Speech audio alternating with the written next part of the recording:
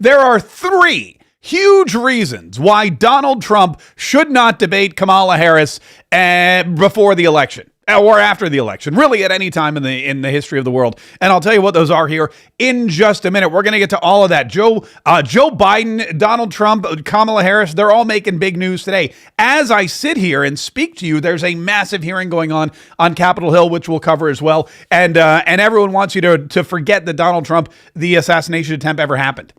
It's really weird. They're grilling Congress people, and the Congress people are grilling the acting director of the Secret Service and the FBI on the Hill right now, while all of the social media networks want you to forget that the assassination against Donald Trump ever happened. We're going to get to all of it. But before we do, a couple things. First, I'd like to share with you video of Joe Biden referring to himself as the former president. No former president, not me, not one has and should have been given any exception to this. Well said as usual. And also I want to remind you that you should probably at this juncture subscribe to whatever outlet you happen to be viewing or listening to us on. If you're listening to the podcast, definitely hit like, hit share, hit subscribe, hit download, hit whatever it is. If you're on YouTube or Rumble or X, please make sure that you're following us, because this is the kind of content that we're going to be bringing you this crap a lot. We don't want you to miss out on any of it. So make sure you hit the notification. If there's a bell, listen, if there's a button that you can press during the broadcast, and you know what they are. I mean, you're social media savvy. You know what helps us. You know what feeds the algorithm. You know what boosts our impressions. Whatever it is, you can just like throw us a bone here and like, subscribe, share, hit the ding-a-ling, all that kind of stuff. Oh, speaking of ding-a-lings, John Kennedy from Louisiana was talking to Neil Cavuto about Kamala Harris, and Neil Cavuto was not happy about it. I personally was thrilled, but we'll get into that in just a minute. Okay, there are three huge reasons why Donald Trump should not debate Kamala Harris before the election in November. There are three big reasons why he should probably never debate Kamala Harris, or at least why he should not agree to debate Kamala Harris in September before the November election for president. And I'm going to get into all of those here in just a second. Donald Trump was on Laura Ingraham's show yesterday, and she asked a lot of questions, and he gave a lot of answers. One of the big questions, and one of the most interesting questions, and one of the questions that I realized nobody else really even asked because they just don't care. They don't care about Donald Trump. They don't care about Melania. They don't care about the Trumps in general. She asked about the former first lady and said, what did the first lady think when you got shot? What was her reaction when she sees her husband take a bullet in the ear and go down? And here's what Donald Trump said. She was watching. I asked her that. I mean, I wasn't there. I was on the ground. And when the world started to, like, you could talk to people, I said, so what was your feeling? And she can't really even talk about it. Traumatized. Which is okay, because that means she likes me. No, she loves me. That's good. I mean, let's say she could talk about it freely. That wouldn't be. I'm not so sure. Which is better? Good news, Donald Trump's wife likes him. That's good news. There's been some concern about that in the press. So there you go. Donald Trump putting it to rest. When he got shot, his wife was upset. She still can't talk about it. That means she likes him. That means she loves him.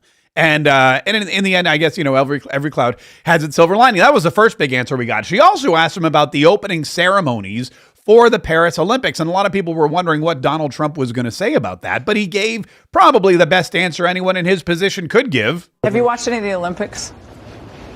I thought that the opening ceremony was a disgrace, actually. I thought it was a disgrace.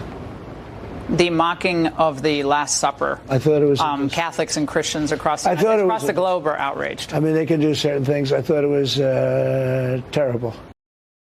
Terrible, just terrible. Goes along with the narrative of most Catholics and Christians and everyone else who loves God and doesn't want God to be mocked openly on national television on international television by a country who's hosting a sporting event that only happens every 4 years. So that's good. He's in tune again with the Christian fundamentalist voting bloc here in the United States of America. But then the big question is this debate with Kamala Harris. Kamala Harris is itching for a debate. Why? Because, well, she's never actually had a real debate that anyone cared about. The last debate that Kamala Harris had, you may remember, was with Mike Pence And there was a fly on Mike Pence's head. And all anybody cared about after that was that there was a fly on Mike Pence's head. Nobody cared about Kamala Harris. Nobody cared about any of that stuff. It was Kamala Harris and Mike Pence and the fly. And the big headline was the fly. Kamala Harris lost that debate to an insect. To an insect that eats poop, to a six-legged, poop-eating, flying detriment to society. That's who she lost the debate to. And of course, Mike Pence. She came in third, really. It was the fly, Mike Pence, and then Kamala Harris. So of course she's eager to get on a debate stage. She hasn't debated anyone of any substance for a long time, and she thinks she can take Donald Trump. But the problem is Donald Trump has not yet agreed to debate her. And Laura Ingraham wants to know, are you going to debate? And Donald Trump said something that's not really definitive, but 100% Trumpish. The answer is yes, I'll probably end up debating. Yeah, the answer is yes, I'll probably end up debating. And we know that Donald Trump's going to debate in the end. We know he's going to be non-committal because he's always non-committal. But there's three reasons why he shouldn't debate Kamala Harris, I believe, and a couple of them that he brought up. The first one is that Donald Trump is winning. And he alluded to that with Laura Ingraham. He said, look, I'm winning. I'm winning nationally. I'm winning in the polls. The issues, I'm winning with the issues. I'm winning in every single swing state. Every state where this election is going to be won or lost, guess who's winning? Donald Trump. Donald Trump's winning in Pennsylvania. He's winning in Wisconsin. He's winning in Michigan. He's winning in Georgia. He's winning in Nevada. He's winning in Arizona. He's winning in North Carolina. I even hear that he's winning in Maine and could potentially win New Hampshire and possibly even Minnesota, which would put Donald Trump into the landslide category, into the national mandate category. Oh, speaking of mandates, we're going to talk about the dudes for Harris. I don't know why that just. I said mandate, and I just immediately thought of Pete Buttigieg. I don't know why that happened, but we'll get into that. But that's the first reason. The first reason is that Donald Trump is winning. And if you're winning, there's no reason to debate anybody because you're just going to be standing on stage saying, I'm winning, and you're going to give them the opportunity to tear you down. It's the same reason Donald Trump sat out of the primary debates. Why would he get on stage with Nikki Haley and Ron DeSantis? Why would he get on stage with those people and say, you know what? I'll tell you, I know that I'm winning and all, but I'm still going to give you a chance to tear me down and rip me to shreds and call me names and lie about my record. Why do you do that? It doesn't make good sense. That's the first reason. The second reason is, of course, that debates don't change anybody's mind. Well, okay. Typically, debates don't change anyone's mind unless, of course, it's the last debate where Joe Biden just totally fell apart and lost all the support of his entire party. No former president, not me, not one, should have been given any exception. By the way, $40 if anyone can tell me what he said there. The hashtag exception. I am going to miss him. I'm going to miss that guy a lot. I'm glad he's gone, but the content volcano is slowly drying. The content waterfall, I guess you would say, is slowly drying up, but I'm not a huge fan of that. And then the third reason is that Kamala Harris ain't the candidate yet.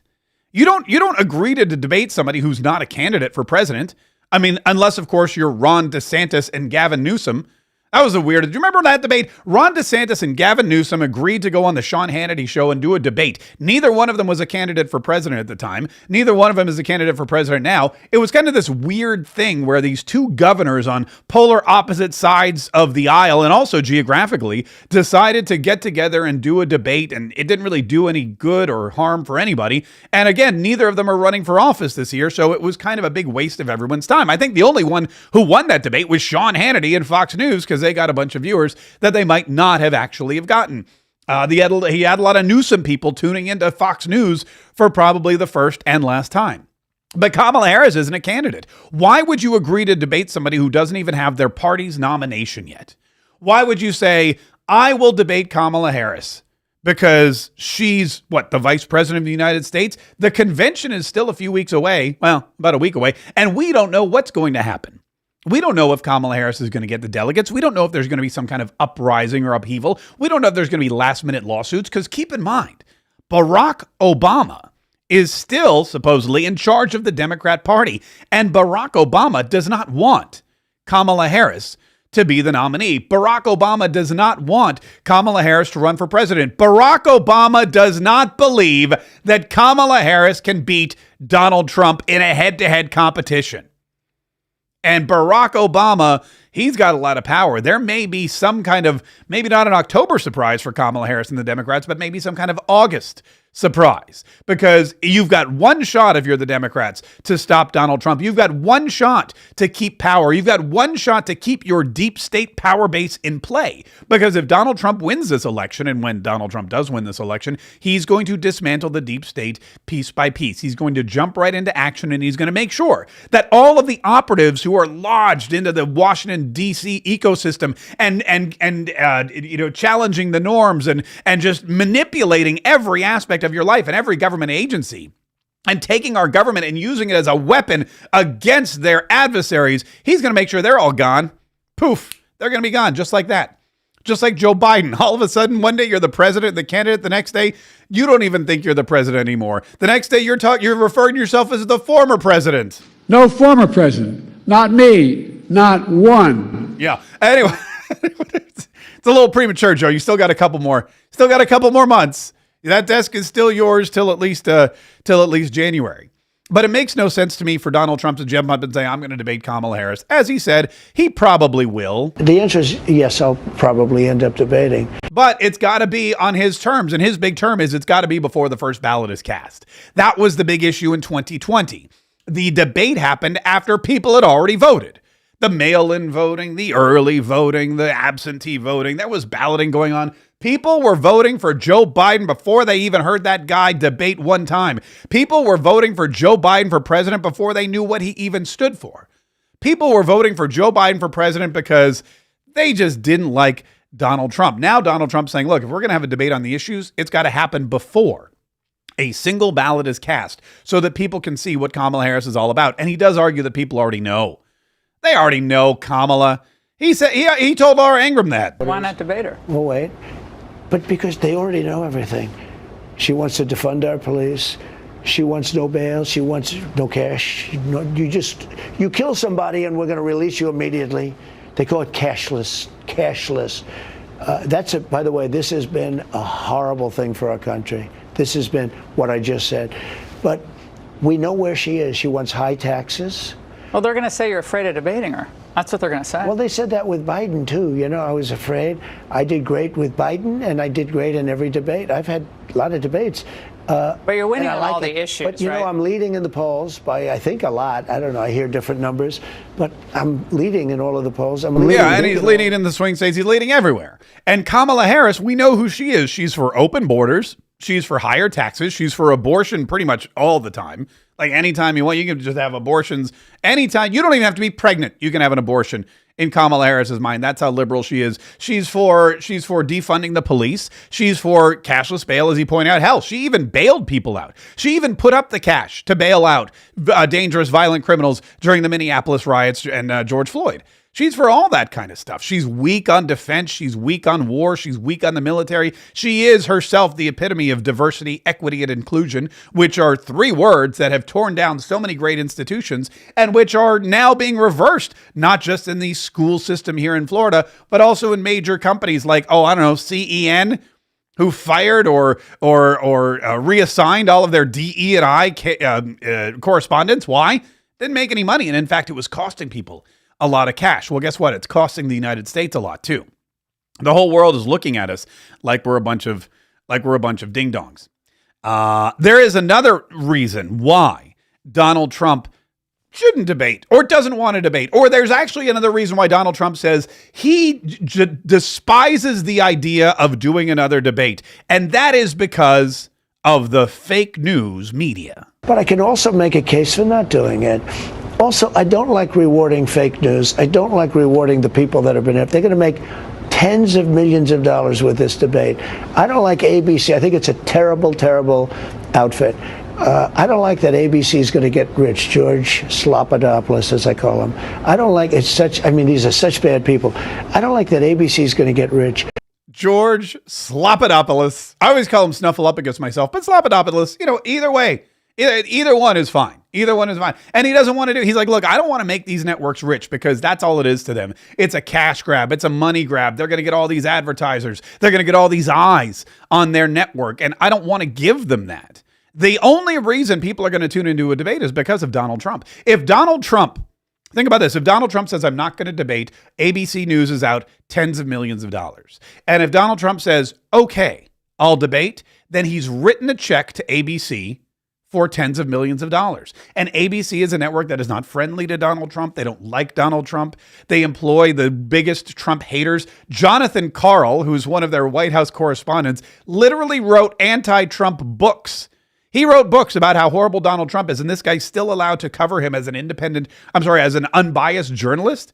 That's ABC for you. George Snuffleupagus, or George Slopadopoulous, or whatever he called him. George Slopadopoulous worked in the Bill Clinton campaign and in his communications office. Now, Bill Clinton was not just one of the most lecherous people to ever lead this country. He was one of the most liberal.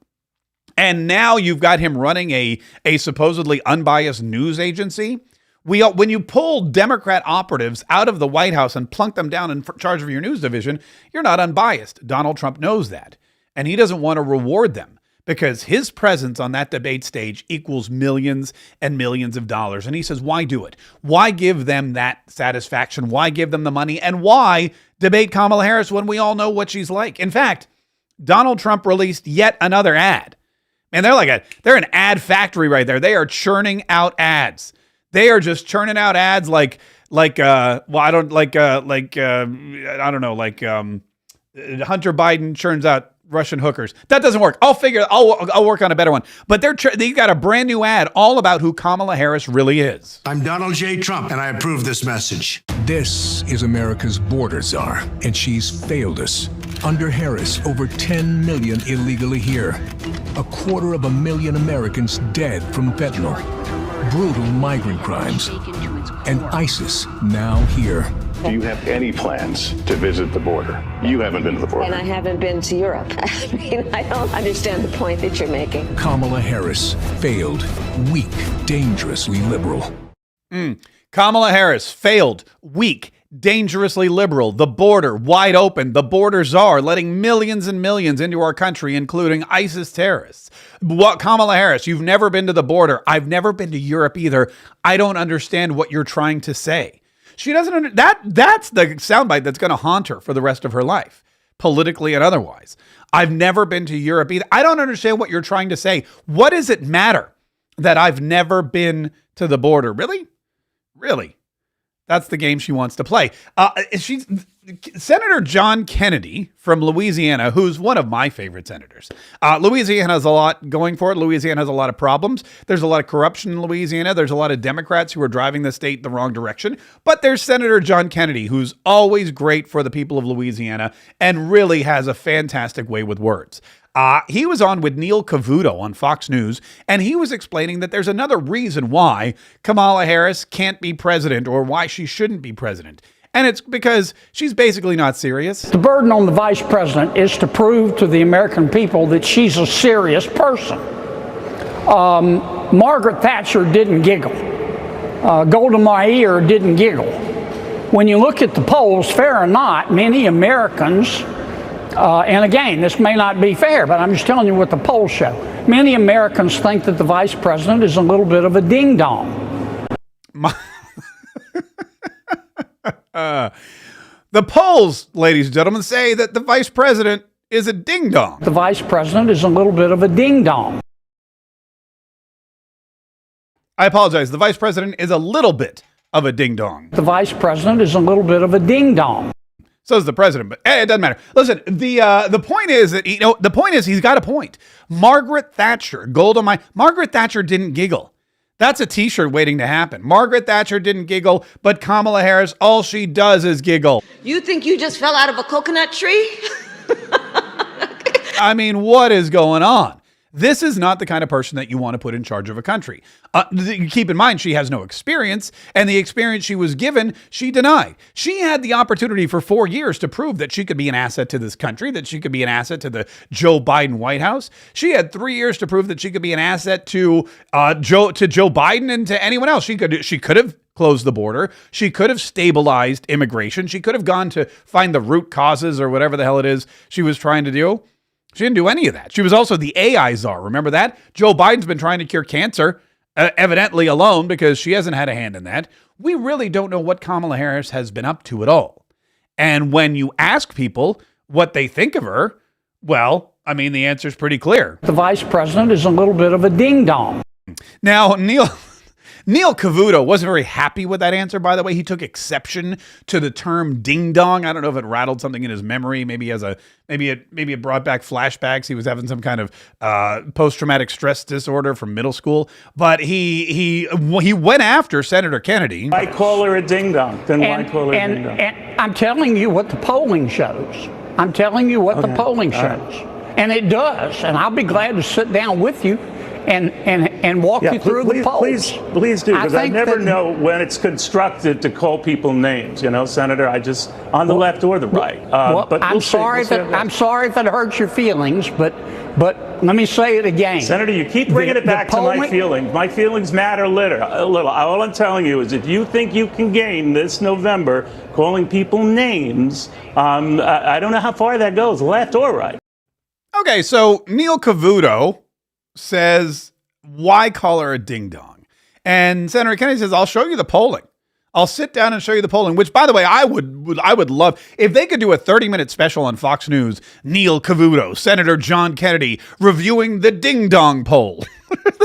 And John Kennedy has a big, like writing whiteboard, or he's got a big, like a PowerPoint. And he's like, here's the ding-dong poll. Let me show you where we asked American voters, likely voters, ages 18 to 65, how would you characterize Kamala Harris? 72% said as a little bit of a ding-dong. The vice president is a little bit of a ding-dong. I mean, come on, that's must-see TV right there. That's Emmy Award-winning.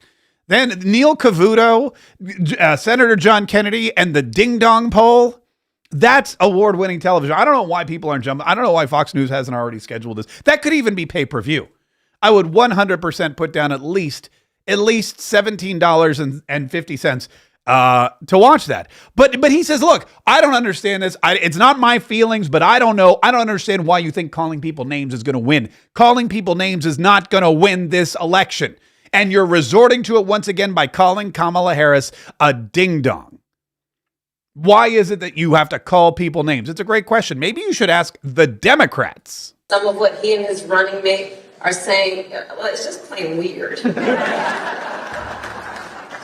These guys are just weird. That's who they are. As weird and creepy as JD Vance. Super weird idea from JD Vance. Yeah, it's not. I mean, it's quite weird. They're just plain weird. Just plain weird. Just plain weird. That stuff is weird. They come across weird, and then they start being weird. Yeah, they're weird. Being a really weird. He's such a weirdo. Donald Trump and his weirdo running mate. They're weird.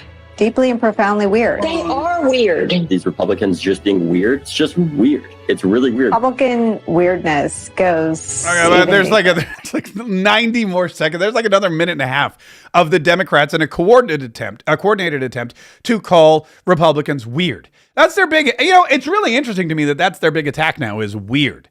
Not weak on defense, not bad on the economy, not inconsistent in their messaging. Not any of those things, just weird.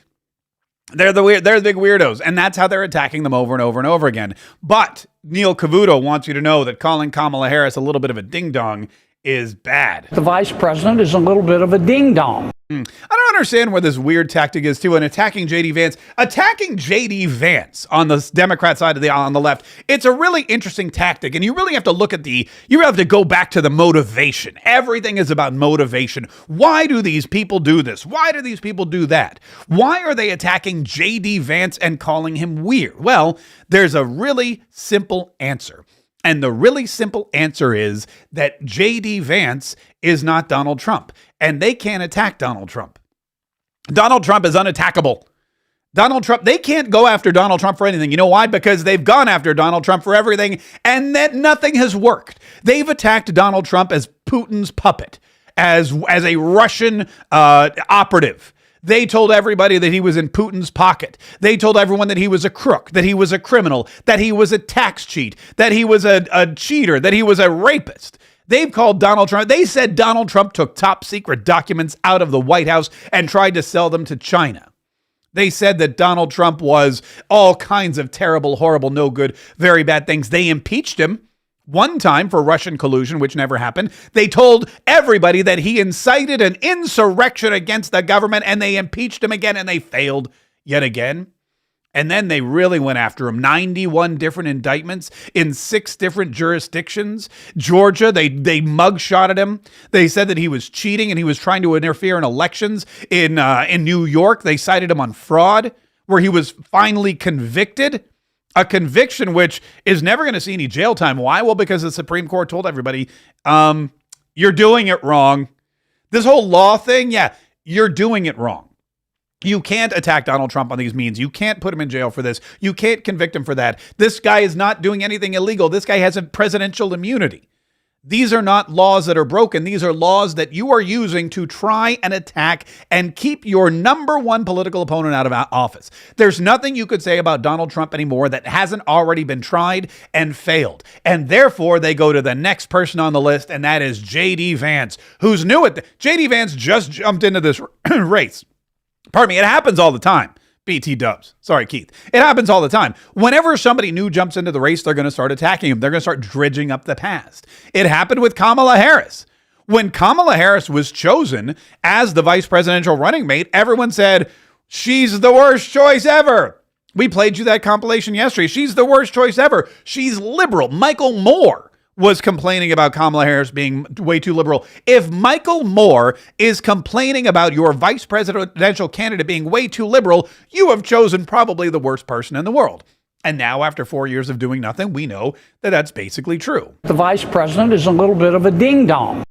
And so JD Vance is going to take the arrows. He's going to take the hits. He's going to take all the punches. But JD Vance isn't running for president. Donald Trump is. And the reason they're attacking JD Vance is because they can't attack Donald Trump. He is impervious. He's already been through the fire 3 times, and he's totally unscathed. So give it about a month or so, people will forget all about it. But you know what they're not going to forget about is Kamala Harris's Veep. Because Kamala Harris, she has not yet chosen a vice presidential running mate. Have you realized that? She's not yet chosen a vice presidential running mate. And there's a couple people who really, really want the job. One of them is white dude for Harris, Pete Buttigieg, current Department of Transportation Secretary, former mayor of South Bend, Indiana. And Pete Buttigieg desperately wants to be Kamala Harris's vice president. Think about that. You would have the first female, blackish president and the first openly homosexual white dude vice president. And that would be, I mean, you want to talk about a DEI dream come true. That is exactly what that is. But Pete Buttigieg, he's out there and he's doing whatever he can. He's campaigning for Kamala. He's explaining for Kamala. And yes, mansplaining, some might say. And yesterday he was on the white dudes for Harris call, and he said this. What's really filling my sails right now, and what I think Kamala Harris is expressing so well right now, is the positive side of all this, a reminder of what we are for. His sails are being filled because Kamala Harris is expressing the positive side of all this. Oh, really? Some of what he and his running mate are saying, well, it's just plain weird. These guys are just That's weird. the positive side of it. And what they're just plain weird. That's the positive side. That's what's filling Pete Buttigieg's sails. Every time Kamala Harris opens up her mouth and says, they're just plain weird, his sails just blow up like I don't know. But then he went on to say, here's another thing that I love about Kamala Harris and who I would love to choose me as her vice president. Namely freedom. I'm so glad she has made freedom the theme of her campaign, because I think in so many ways that's what's at stake. And yes, women's freedom is Exhibit A after Donald Trump demolished the right to choose. Oh, yes. Donald Trump demolished the right to choose because Donald Trump sits on the Supreme Court. Donald Trump demolished the right to choose because one man can take a pen to Roe v. Wade and overturn it. Donald Trump demolished the right to choose. This is the new line from Pete Buttigieg. Donald Trump demolished the right to choose because after 50 years, the Supreme Court looked at this law and said, you know what? This shouldn't even be a law because it's up to the states. Women still have the right to choose. They can choose to get an abortion in, I think, about half the states. They can choose to get limited access to abortion in the other half of the states. But the states are the ones who are supposed to pass these laws. Donald Trump didn't single-handedly do anything. He didn't demolish anything. He was tasked with putting Supreme Court justices on the court. He did that. They were vetted, they were interviewed, and they were confirmed by the Senate. No one person installs a justice on the highest court in the land. It takes a village, as Hillary Clinton would say, to use her own words against her. And man, not to speak ill of the dead, but if Ruth Bader Ginsburg were really concerned about the future of Roe v. Wade, if Ruth Bader Ginsburg were really concerned about whether or not her legacy would hold up, if Ruth Bader Ginsburg were really concerned about Donald Trump trying to turn the court right-wing conservative and undo all of the liberal laws and ideologies that they managed to uphold for 50 years, then she would have stepped down when Barack Obama was president. And she would have allowed Barack Obama to put in a new justice. She didn't do that, though. She stuck around, and unfortunately for her, she passed away while she was in the Supreme Court, while Donald Trump was president, which paved the way for yet another opening for a constitutional conservative justice.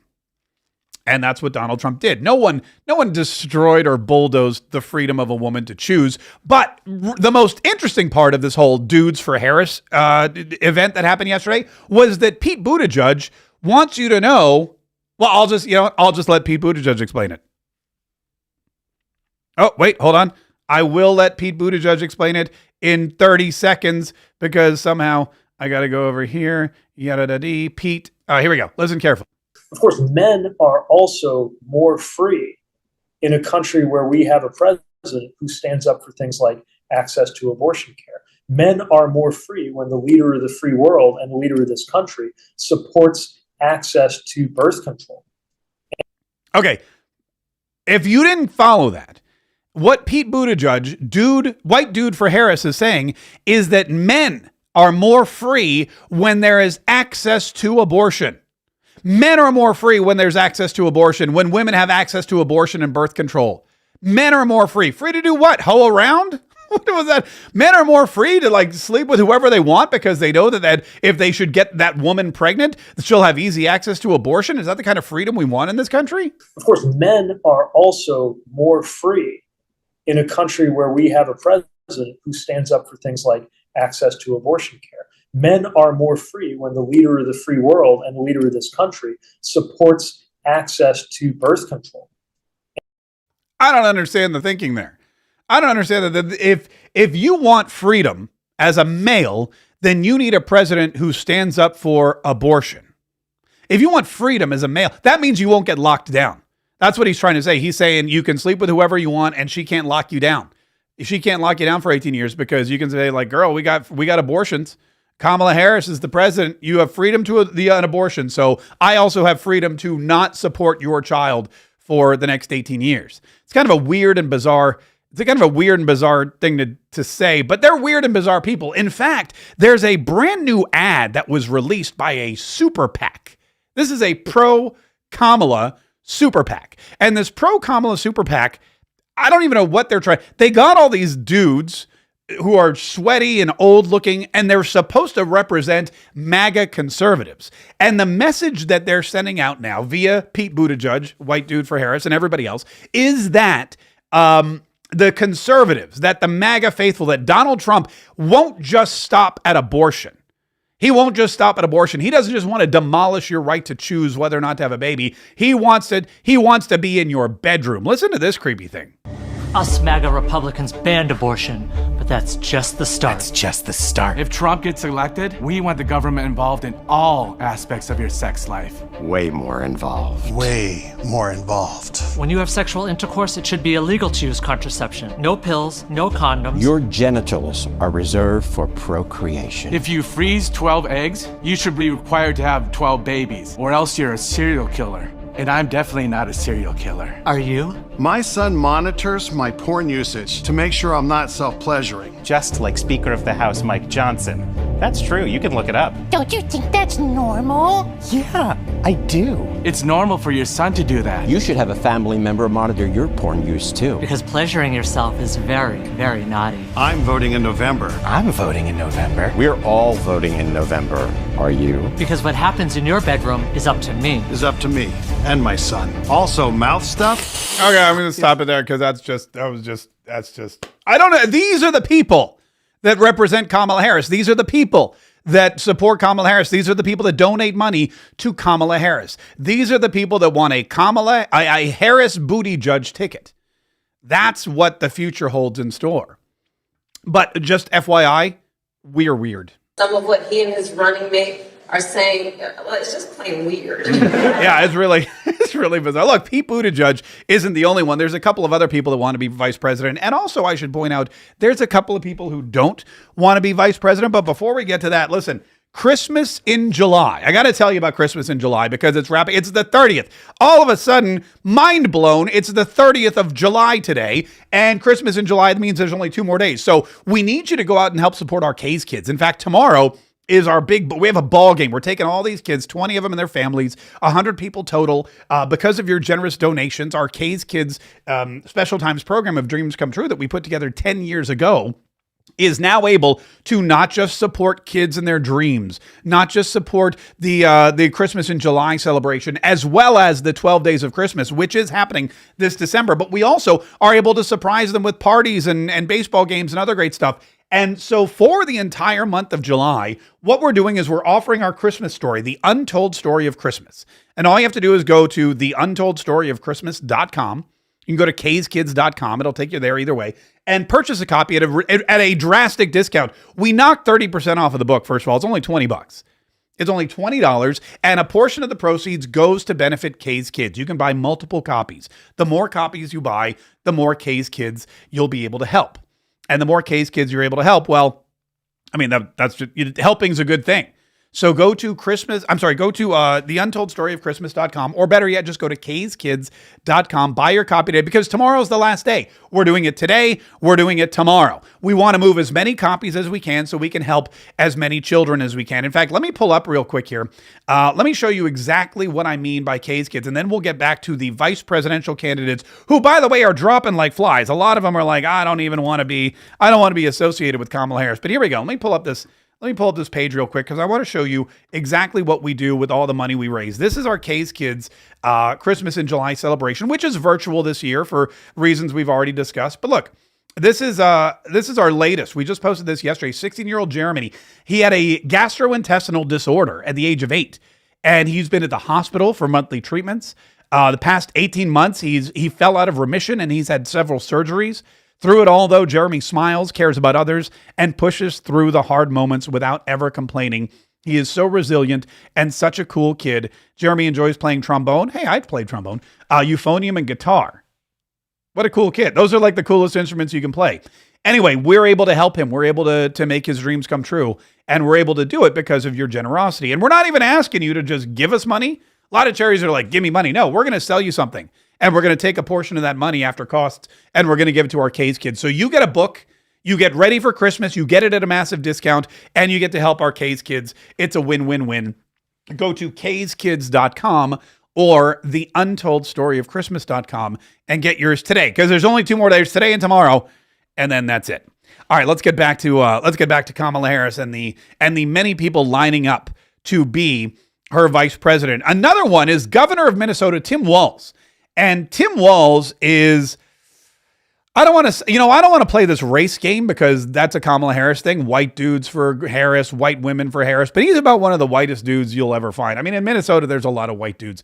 But he's about one of the whitest people you'll ever find. And he wants to let you know that Kamala Harris is just such a breath of fresh air, and that she has reignited the entire party. And it's a lot like, and this is kind of a creepy reference, even though he was a teacher, it's kind of like the first day of school. Feels like the first day of school. Everything's possible, exciting. The rooms are clean. The building smells great. The kids are coming in new clothes.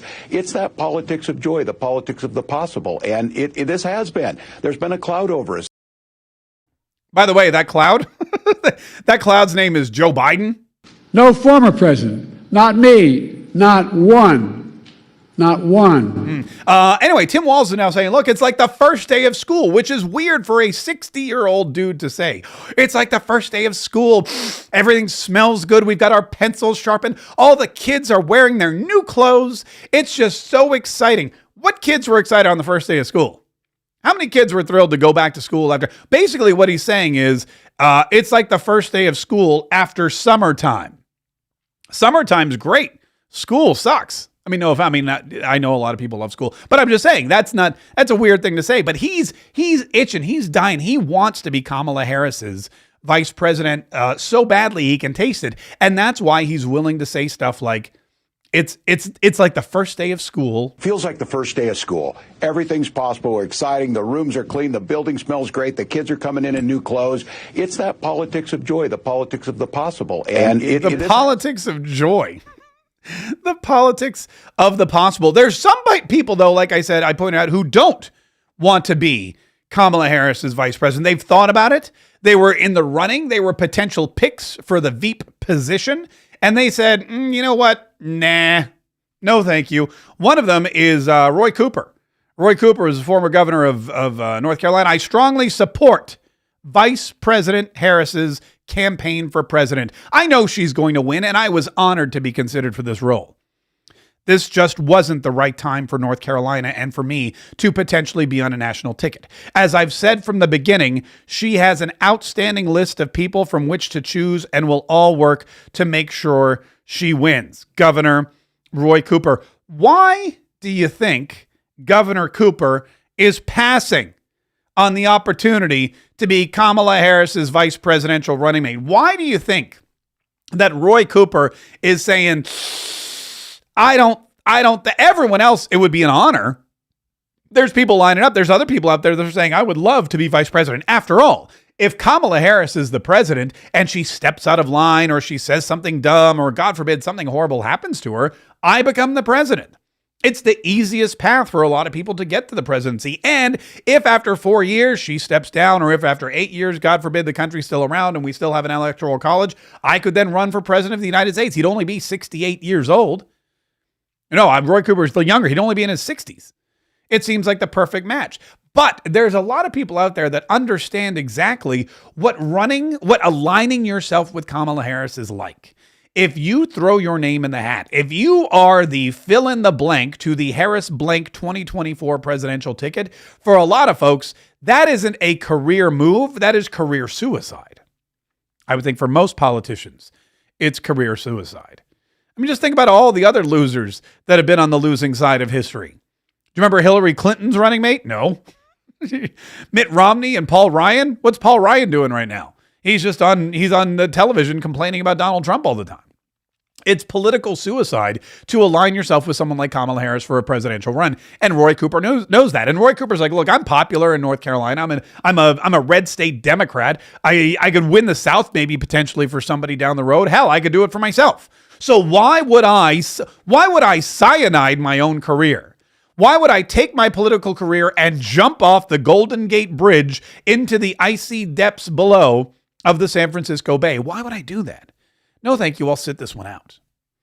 Another rising star in the Democrat Party who also realizes that it would be ridiculously stupid to align themselves with Kamala Harris and to accept the position on the ticket as the vice presidential running mate is Michigan Governor Gretchen Whitmer. Now, Michigan is an important state.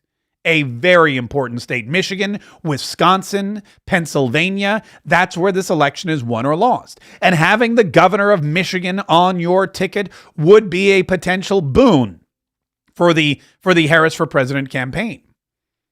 But Gretchen Whitmer realizes as well as Roy Cooper that it's like putting the gun to your head and pulling the trigger and saying, I'm just done with my life. I don't want to do this anymore. So she has opted out of the running. She has declined. Thank you. It's been an honor. I appreciate it. You know what I'm going to do, though? I'm going to go out and I'm going to campaign for you, though. I'm going to go out and say dumb, ridiculous things, but that's as far as I go. I'm going to go out and lie for you, but I will not lie down next to you. I will lie for you. I will spread falsehoods for you. I will propagandize for you, but I will not run next to you as Vice President of the United States. And she's fulfilling that end of the bargain. Kamala Harris has more experience than the Trump-Vance ticket combined. Experience doing what, I wonder? Not political experience. Kamala Harris has more political experience than the Trump-Vance ticket combined? Is that what she's suggesting? Donald Trump has 4 years in the Oval Office. There's nobody currently running for president that has more experience to be president than Donald Trump. In fact, there's nobody currently running for president that has any experience being president other than Donald Trump. The only two people in this race who had experience being president were Joe Biden and Donald Trump. And one of them dropped out or was forced out, was blackmailed out, was pushed out, was shoved out, was kicked out. It doesn't matter. He's gone. There's only, if you want to go by qualifications, let's see, who's the most qualified person to be president of the United States? Maybe the guy that did the job for 4 years. 4 of the safest, most peaceful, strongest, most financially secure years we've ever had. Gas was lower. Everyone had more money. Taxes were reduced. Jobs were coming back. The border was secure. People felt safe walking outside of their homes. There wasn't a rush of illegal immigrants bringing illegal immigrant crime with them. We all knew what a woman was back then. The military wasn't woke. It was a much better time period. Donald Trump has 4 years of experience in the White House. Nobody else can say that. Even Kamala Harris does not know what it's like to be president of the United States. Some would argue Joe Biden didn't know either or doesn't remember. But that's neither here nor there.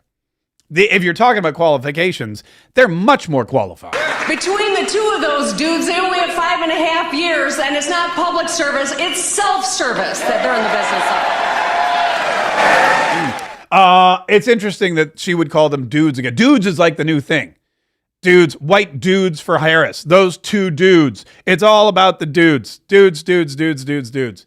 So while they're trying to figure out who is going to have who's going to draw the short straw, who's going to have the unlucky task of running with Kamala Harris as their vice? Which dude? Because it's just down to dudes now. You've got Shapiro, you've got Bashir, you've got Pritzker, you've got all these dudes, all these white dudes. Whatever happened to diversity and equity and inclusion? Have you noticed that Kamala Harris is all about diversity, equity, and inclusion, except in her own life? Because she married a white guy. She ran for vice president with a white guy. And now that she's running for president, she's going to choose a white guy. Diversity, equity, and inclusion doesn't seem to be real big in the Kamala Harris campaign. Unless, of course, they're using it to raise money with these ridiculous white dudes for Harris fundraisers that they're doing. You know, the interesting thing about Kamala Harris for president, and I think that Ron DeSantis said it best. Ron DeSantis, I almost like now not having run for or not being the vice presidential candidate. I really thought, I'm still a little upset with the guy. I didn't think it was his turn to run for president, and I think that he got a little bloodied politically. I think he spent too much of his political capital, and he's got to try to build it back up. I think he could have found himself comfortably on the ticket, a Trump DeSantis ticket, which would have been that would have been a no-brainer for people. That would have been no problem for anybody. They would have attacked him the way they're attacking JD Vance, but down the road, everybody looks at Florida as the shining icon of how to govern, of what a state should and could be. It would have been fantastic. It's not happening. But Ron DeSantis is doing something very smart. He is going out there and he is becoming a vocal supporter of Trump Vance, and he's saying some really intelligent things, and he's connecting with the audience the way the audience needs to be connected. He's connecting with the younger audience too. He went out on, where was this? I think it was on Newsmax. I think he was with Oh, Bianca Della Garza. He was on with Bianca Della Garza. He was on Newsmax, and he pulled out from I don't know where. He pulled out a Mean Girls reference, and I'm all for it. I mean, they're taking a San Francisco Democrat who has no accomplishments. She's as vapid as a politician you're going to find. And they're trying to turn her into like a cultural phenomenon. They're trying to make fetch happen. But I think the American people are too smart for this because at the end of the day, Harris is a leftist San Francisco Democrat. San Francisco Democrats have destroyed the city of San Francisco. San Francisco Democrats have also destroyed the state of California. Why on earth would we want to have a San Francisco Democrat in the Oval Office to dig our country even in a deeper hole than Biden is already leaving us? They're trying to make fetch happen. I mean, come on, stop trying to make fetch happen. It is such a great reference. It's such a perfect reference. Kamala Harris is not a politician. Kamala Harris is not presidential. Kamala Harris is not somebody who the American people want to be president. Kamala Harris is... The vice president is a little bit of a ding-dong.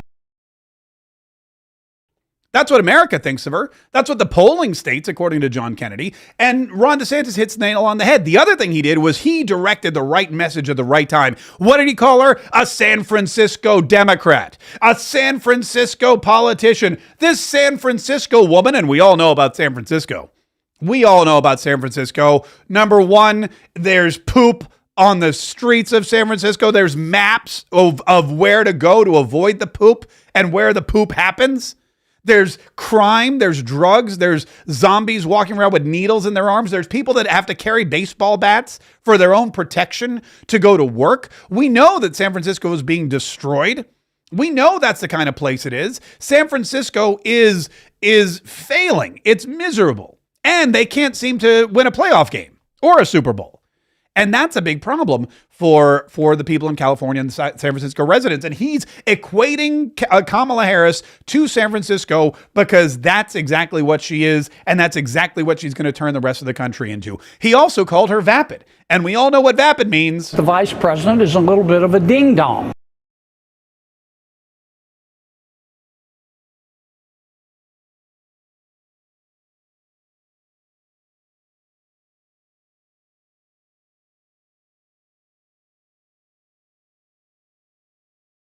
Listen, before we wrap up today, I did want to mention this story that the New York Post has reported on this, and everyone's reporting on it, but the New York Post highlighted it today, and I think it's important. The New York Post, their headline today, or their cover today is, I'm going to make it a little bit bigger too, just so I can read it. Here it is. The New York Post. Since the assassination attempt on Trump, Meta's AI, Facebook, and Google have said the shooting never happened, falsely claimed, doctored, downplayed the news in search. And they call it rig tech. Rig tech, which is the most appropriate way I've ever heard about it. And it's all true. This is all stuff that has happened. This is all stuff that is going on.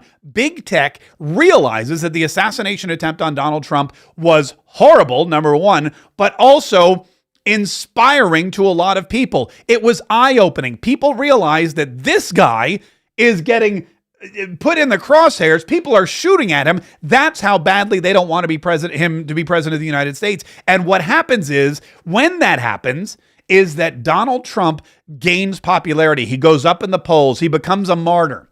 He becomes the chosen candidate. And that's exactly what we've seen. Donald Trump winning in every single swing state. That assassination attempt makes the Democrats look desperate and makes Donald Trump look like he's the chosen candidate. Who else could survive that shot? He turned his head at exactly the right way. And big tech, they can't have that. They can't have Donald Trump back in the White House. They need to do everything they can to suppress that information. And that's exactly what they've been doing. And that's why the New York Post wrote this. Look at do you remember Mark Zuckerberg, Facebook founder, when Donald Trump was shot and he fell to the ground, then he got back up, blood on his face. He put his fist in the air and he said, "Fight, fight, fight." And there was a picture taken, an actual photo of Donald Trump, blood on his face, fist in the air, the American flag perfectly positioned behind him. That photo that became the rallying cry for conservatives, the clarion call for the Republican Party, for everybody that ever doubted Donald Trump's strength and ability. That became the photo that was the moment everybody realized Donald Trump is going to be the next president of the United States. And Donald Trump is the only person who has the wherewithal and the strength and the ability to withstand everything they throw at him and deliver this country back to greatness. That was the photo. Even Mark Zuckerberg said it was badass. And seeing Donald Trump get up after getting shot in the face and pump his fist in the air with the American flag is one of the most badass things I've ever seen in my life. It's one of the most badass things Mark Zuckerberg has ever seen in his life. It's so badass that apparently Mark Zuckerberg decided to censor it. Altered photo is what they're calling it. This was posted by somebody who tried to share the photo of Donald Trump. You shared a photo. Independent fact checkers reviewed a similar photo and said it was altered in a way that could mislead people. Facebook determined your post has the same altered photo and added a notice to the post. People who repeatedly share false information might have their posts moved lower in newsfeed so other people are less likely to see them. Listen, as a victim of these independent fact checkers myself on several occasions, I have to tell you, they are not checking facts. They're taking things that they believe could be politically detrimental and they're claiming that they are false. And this photo was not doctored. This photo was not altered. This was the photo. We've all seen it over and over and over again. Mark Zuckerberg has even seen this photo. And seeing Donald Trump get up after getting shot in the face and pump his fist in the air with the American flag is one of the most badass things I've ever seen in my life. However, you won't be seeing it on his platform because it's an altered photo. And keep in mind, these fact checks, these strikes against people when they share supposed fake news, our independent fact checkers found that this was fake news. I know from experience, it's not just the post, it's your page. What they do is they automatically put a strike on your page. They automatically suppress your information. They automatically show your stuff to fewer and fewer people. And it's tallies. They stack it one on top of the other until it doesn't matter how many independent fact checkers you argue with or how many strikes are taken off of your page is forever destroyed. And you have no more reach and you have no more influence, all because this photo isn't false or doctored or altered. This photo is politically inconvenient to the left. This photo is politically inconvenient to Kamala Harris and the Democrats. This photo is potentially profitable. This photo is potentially persuasive to the right people. And if it helps Donald Trump, then it's obviously altered because nobody could help someone like Donald Trump. It's not just Facebook, though. We also, Google, I don't know, I haven't checked Google today. I'll check Google really quickly. We talked about Google a little bit yesterday, and I know a lot of other people have been going on Google. Google basically censored their entire search results. So if you put in assassination attempt on Trump. Now I Googled it yesterday, so it came up, but now it looks like it's coming up. Assassination Trump comes up before Truman. So they're going back in and they're switching it a little bit. But even Jeff Bezos and Amazon are guilty of this same kind of suppression. This was a video somebody put on TikTok. This was their Alexa, and they were talking. Listen to what he asked Alexa, and listen to the answers she gave.